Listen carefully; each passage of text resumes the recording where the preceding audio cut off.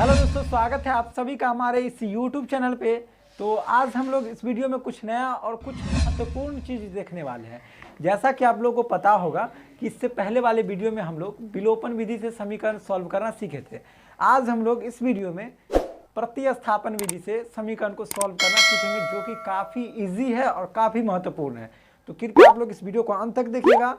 और यदि आप लोग चैनल पे नए आए हैं तो सबसे पहले चैनल को सब्सक्राइब करना और इस वीडियो को अंत तक देखना। और अंत तक देखने के बाद आप लोग कमेंट्स करके जरूर बताइएगा कि आप लोग को समझ में आया या नहीं, ठीक है। और यदि अच्छा लगेगा तो आप लोग जरूर लाइक कीजिएगा और शेयर भी कीजिएगा। चलिए हम इस वीडियो को शुरू करते हैं। प्रतिस्थापन विधि देखते हैं कि कैसे प्रतिस्थापन विधि से हम लोग समीकरण को सॉल्व करते हैं, ठीक है। चलिए देखते हैं प्रतिस्थापन विधि से समीकरण सॉल्व कैसे करें। जैसे में यदि हम लोग को कोई क्वेश्चन दे दे प्रतिस्थापन विधि, ध्यान समझना कौन सा विधि, तो प्रतिस्थापन विधि। यदि हमको क्वेश्चन में दे दे क्या, x प्लस वाई बराबर कितना 4, ठीक है। दूसरा क्वेश्चन दे दे x माइनस वाई बराबर कितना 14। क्वेश्चन समझ में आ रहा, ये पहला समीकरण, ये दूसरा समीकरण है। आप लोग ध्यान से बस देखना, क्योंकि ये बहुत ज़्यादा महत्वपूर्ण है। इससे पहले जो वीडियो हम बनाए हैं जिसमें विलोपन विधि से हम बताए समीकरण को सॉल्व करना, तो उस वीडियो को भी जाकर के आप लोग देख सकते हैं, ठीक है। और इस वीडियो में हम लोग प्रतिस्थापन विधि सीख रहे हैं और एग्जाम में जो पूछा जाता है इसी दोनों विधि से पूछा जाता है। एक और है वज्र गुणन खंड विधि, लेकिन उतना ज़्यादा इंपॉर्टेंट नहीं, लेकिन ये जो बहुत ज़्यादा इंपॉर्टेंट है, आप लोग इसको इस पर ध्यान देना है। हाँ, 8th 9th वाले स्टूडेंट भी इसको सही से ध्यान से इस वीडियो को देखिएगा। चलिए, तो समीकरण पहला में क्या दिया कि x प्लस वाई बराबर 4, ठीक है, और x माइनस वाई बराबर कितना 14 है। अब इसको बनाना है हमको क्या, कौन सा विधि से, तो प्रतिस्थापन विधि से। प्रतिस्थापन विधि सबसे पहले इसके बारे में कुछ समझ लेते हैं कि प्रतिस्थापन विधि से हम समीकरण को सॉल्व कैसे करते हैं। विलोपन विधि में क्या बताए थे कि विलोपन विधि में समीकरण दो रहता है, दो समीकरण रहता है, और उस दोनों समीकरण को क्या करते हैं कि जोड़ते हैं या नहीं तो घटाते हैं, ठीक है। तो उसमें से कोई एक चर वाला कट जाता है तो एक चर का मान आ जाता है, फिर एक चर का जो मान आता है दूसरे समीकरण में या पहला समीकरण में रख देता है तो उससे दूसरा चर का मान आ जाता है। तो इस तरह से एक्स वाई का मान निकल जाता है। लेकिन प्रतिस्थापन विधि में हम लोग क्या करेंगे, तो ध्यान समझिए। स्टेप 2-3 तरह से फॉलो करना है इसको, क्या कि फर्स्ट स्टेप में आप लोग को क्या करना है, आप लोगों ने मतलब अभी बनाएंगे तो आप लोग भी उसी स्टेप के हिसाब से बनेगा तो इजी से बन जाएगा। देखिए, पहला स्टेप क्या है कि दो समीकरण दिया रहेगा, उस दोनों समीकरण में से हम लोग को किसी एक समीकरण से चलना है, मतलब स्टार्ट करना है, किसी एक समीकरण को पहले लिखना है, ठीक है। तो पहला स्टेप क्या हो गया कि पहले समीकरण 1 या नहीं तो कौन सा 2 से शुरू करना है, ठीक है।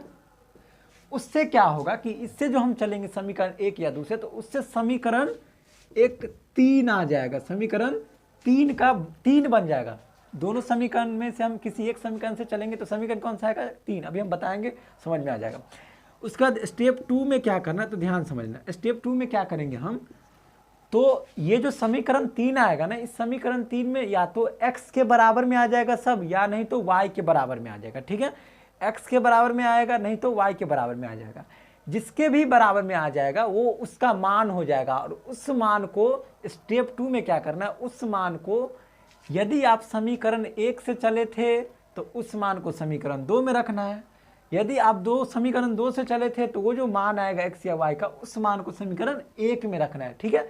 तो दूसरा में स्टेप 2 में क्या करना है कि समीकरण 3 से, मतलब समीकरण 3 का मान जो है वो किस में रख देना है, 1 में या किस में 2 में रख देना, ठीक है। 1 में रख देना है 2 में। तो इससे क्या होगा कि उसमें जो रखेंगे ना हम लोग, तो एक चर का मान आ जाएगा, ठीक है, एक चर का मान आ जाएगा। स्टेप 3 में क्या करना है, देखिए स्टेप तीसरा और ये लास्ट है। सबसे पहला स्टेप में क्या किया कि समीकरण 1 या 2 से हम शुरू किए चलना, तो समीकरण क्या बन गया नया 3। और समीकरण 3 में क्या x या y का मान आएगा, उस x और y को मान, y का जो मान होगा उसको हम क्या करेंगे, तो यदि हम 1 से चले तो समीकरण 2 में रख देना उस x या y का मान को, यानी तो हम 2 से चले तो उसमें 1 में रख देना, ठीक है। ये स्टेप 2 में कर रहा है। स्टेप 3 में करेंगे तो उसमें जो रखेंगे जो मान, तो उसमें क्या होगा कि आपको एक चर का मान आ जाएगा, किसी भी एक चर का मान आ जाएगा। अब जो कोई एक चर का जो मान आएगा ना, x या y का मान आने के बाद समीकरण 3 दिख रहा है, ये नीचे वाला समीकरण 3 में रख देना। किस में रख देना? 3 में रखने पर। ठीक है, कुछ समझ में आया? तो सबसे पहला स्टेप सब बढ़िया समझ में आ गया होगा। आप लोग वीडियो को पीछे करके आप लोग देख सकते हैं क्या बताएं। लास्ट स्टेप में क्या करना है, एक्स या वाई का मान जो भी आएगा, सॉरी यहाँ मान जो भी आएगा, आने के बाद क्या करना है, समीकरण उसको 3 में रख देंगे, और समीकरण 3 में रखेंगे तो दूसरा चर का मान आ जाएगा। इसी तरह से हम लोगों को प्रतिस्थापन विधि समझ में भी आ जाएगा, सीख भी जाएंगे और बन भी जाएगा। तो इस स्टेप को फॉलो करना है। ठीक है, और आप लोग इसको हम मिटा देते हैं। अब देखिए क्या करेंगे इस समीकरण को, तो हम पहले क्या बताए थे कि इस दोनों समीकरण में किसी एक समीकरण से चलना है। तो हम चलते हैं किससे? किसी भी समीकरण से। तो हम समीकरण 1 से चलते हैं, तो यहाँ लिख देंगे समीकरण 1 से। ठीक है, लिख दिए। अब देखिए समीकरण 1, सॉरी, अब समीकरण 1 में क्या है, तो x प्लस वाई बराबर कितना? 4 है। अब इसमें क्या करना है, तो इससे समीकरण 3 का निर्माण करना है। कैसे करेंगे, तो देखिए या तो हम इस साइड x वाले चर को रख लेते हैं, या नहीं तो y वाले चर को रख लेंगे। किसी एक ही को रखना है। यदि x को रख रहे हैं तो केवल x को ही इस साइड रखना, बाकी सबको उस साइड। तो उस साइड पहले से क्या 4, और ये y प्लस में उस साइड जाएगा तो माइनस में। अब देखिए हम क्या बोले थे, किसी एक चर का मान आ जाएगा, यही समीकरण कितना बन जाएगा? 3 बन जाएगा। ठीक है, अब देखिए समीकरण 3 जो बना है तो उसमें एक चर का मान निकल गया। कैसे, तो देखिए x के बराबर में इतना आ गया है, तो हम इतना का यूज करेंगे। कैसे करेंगे, तो जो भी समीकरण 3 में आएगा x या y का मान, उसको क्या करेंगे, समीकरण 1 या 2 में रखेंगे। लेकिन किस में रखेंगे, तो ध्यान समझना, यदि हम समीकरण 1 से चले तो 2 में रखना है, यदि समीकरण 2 से चले तो 1 में रखना है। तो हम चले किससे? 1 से, तो अब रखेंगे इसका मान किस में, तो 3 में। तो ये किसका मान आया है? x का मान। तो लिखेंगे क्या, x का मान समीकरण 2 में रखने पर। ठीक है, तो समीकरण 2 क्या बताइए, x माइनस वाई बराबर में कितना? 14 है। अब क्या करेंगे हम, तो x का मान हमको पता है 4 माइनस क्या? y, तो इसमें रख देना x की जगह पे 4 माइनस वाई, और पहले ये तो x की जगह पे रखे। अब उसके बाद क्या है, माइनस, उसके बाद y बराबर में कितना? 14 है। अब देखिए यहाँ पे 4 एक y और एक y, कितना y हो जाएगा? दोनों माइनस में, तो दोनों माइनस क्या हो जाएगा? जुट जाएगा। तो कितना हो जाएगा? माइनस में 2y चिन्ह रहेगा, माइनस का ही, बराबर कितना? 14। अब देखिए इधर ध्यान से, यहाँ पे क्या देखना है, ये दिख रहा है ना, यहाँ पे क्या देखना है कि ये माइनस में 2y और ये 4 प्लस में। 4 इस साइड आएगा तो किस चीज़ में चला जाएगा? माइनस में। तो यहाँ पे बच जाएगा क्या, तो माइनस में 2y बचेगा उस साइड, और इस साइड पहले से 14 है। ठीक है, और ये माइनस, सॉरी प्लस में 4 इधर आएगा तो माइनस में 4। अब यहाँ माइनस 2y बराबर में 14 में से 4 जाएगा तो कितना बचेगा? कितना बचेगा बताओ? सॉरी 10 बचेगा। अब यहाँ क्या होगा, माइनस इससे 2 से इसको काट दो, क्योंकि गुना में है, इस साइड आएगा तो बट्टा में, तो 2 पंचे कितना? 10। तो y का मान कितना आ गया? माइनस में 5, क्योंकि ये माइनस में था। तो y का मान तो निकल गया ना, y का मान कितना है? माइनस में 5 आया।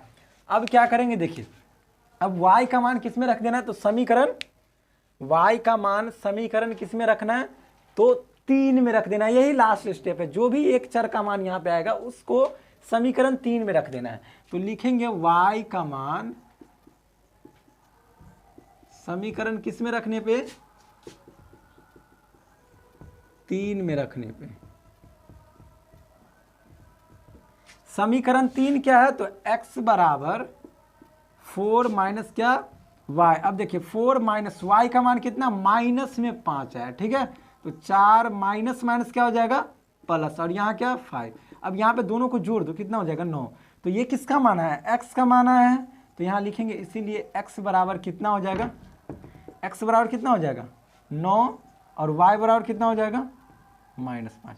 यही तो आंसर हो गया। यदि इसका जांच करना तो यहाँ पे लिख दो। देखो आपस में यदि बराबर करना तो जांच करें। देखो यहाँ जांच कर लेते हैं, ये दिख रहा है ना। देखिए यहाँ पे जांच कैसे करेंगे, तो किसी भी समीकरण जैसे x प्लस वाई बराबर 4 है, तो 4 आना चाहिए। तो x का मान कितना? 9, अब प्लस y का मान कितना है? माइनस में 5 बराबर 4। दिख रहा है? ये नहीं दिख रहा है? देखिए यदि इसका जांच करना कि सही बना या गलत, तो उसको कैसे जांच करेंगे, तो यहाँ पे देख सकते हैं, यहाँ जांच कर रहे हैं। देखिए पहले इस समीकरण को लिख लीजिए, किसी भी समीकरण को, x प्लस वाई बराबर कितना 4 है। x का मान कितना आया है तो 9 और प्लस y का मान कितना है माइनस में 5 प्लस में बराबर में कितना 4, तो 9 प्लस माइनस क्या -5 बराबर कितना 4, 9 में से 5 गया तो कितना 4, इधर भी 4, मतलब ये क्या है सही बना है। ठीक है, तो ऐसे चेक भी कर सकते हैं। तो आप लोग इस वीडियो को एक बार यदि नहीं समझ में आया होगा तो इस वीडियो को एक बार और देखें, तो आप लोगों को प्रतिस्थापन विधि ना बहुत अच्छा से समझ में आ जाएगा। ठीक है, तो अच्छा से आप लोग देख लीजिए इसका, यदि स्क्रीनशॉट लेना हो तो ले सकते हैं। अब देखिए ध्यान समझना, हम पिछले वीडियो में विलोपन विधि समझे थे, इस वीडियो में हम लोग क्या समझे तो प्रतिस्थापन विधि से सॉल्व करना है। आप लोग को एक क्वेश्चन हम दे देते हैं, आप लोग उस क्वेश्चन को बना करके और आप लोग कमेंट्स करके जरूर बताइएगा कि x का मान और y का मान कितना है। ठीक है, तो चलिए हम एक क्वेश्चन देते हैं आप लोगों को, ध्यान से यहाँ देख लो क्वेश्चन क्या है। क्वेश्चन में है x प्लस वाई बराबर कितना, तो 6 और x माइनस वाई बराबर कितना, तो 8 इतना। ठीक है, अब लोग इसको बना करके देखिएगा कि इसका x और y का मान कितना आता है, और आप लोग हमको कमेंट्स करके आंसर दीजिएगा। ठीक है, चलिए धन्यवाद। अब हम लोग अगले वीडियो में मिलेंगे कुछ नया क्वेश्चन को लेकर के जो ज़्यादा इम्पोर्टेंट। चलिए धन्यवाद, अब हम लोग अगले वीडियो में मिलेंगे।